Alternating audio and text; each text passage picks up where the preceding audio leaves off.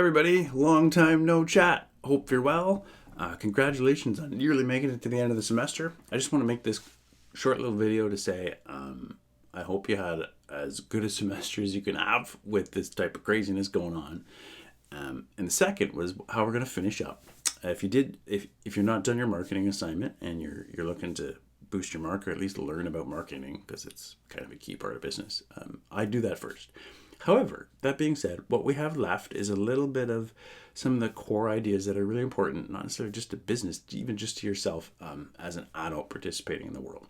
We're going to talk about budgeting, why it's important, and credit, because people don't really understand how important credit is. And by credit, I really mean your credit score, which is a function of your credit history. And credit means it refers to people who have decided that you are a safe bet to lend money to, that people have given you money, asked you to pay them back.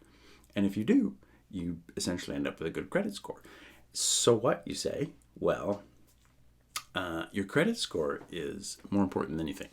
Sometimes people ask you for your credit score to show that you're responsible when you apply for certain types of jobs, right? Because if it indicates that you've got trouble with money, and you're being hired in a bank or a casino where there's lots of money, you might be more likely to take some versus someone who has a great credit score.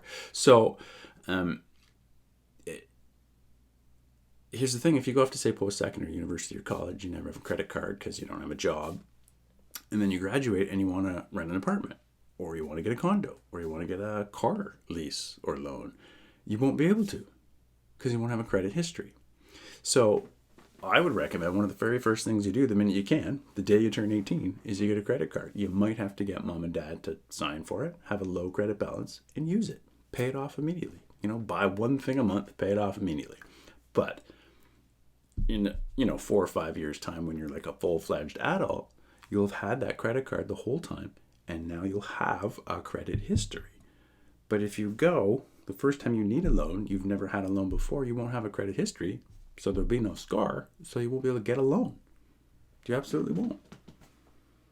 So credit and your credit score and how it actually affects your life, the world that you're about to walk into, is actually more important than you might realize. So there's a video and a little bit of learning on that. And then how to budget. Because here's what I always tell my finance class in grade 12. Failing to plan is really planning on failing. Because the world is designed to steal as much money from you as it can, right? The minute you walk in the grocery store to check out what's there, all the things you want to buy on impulse. Trashy magazines and chocolate bars and all that stuff, right? Commercials everywhere, on all your apps, on the TV, all the time. Bombarded with it.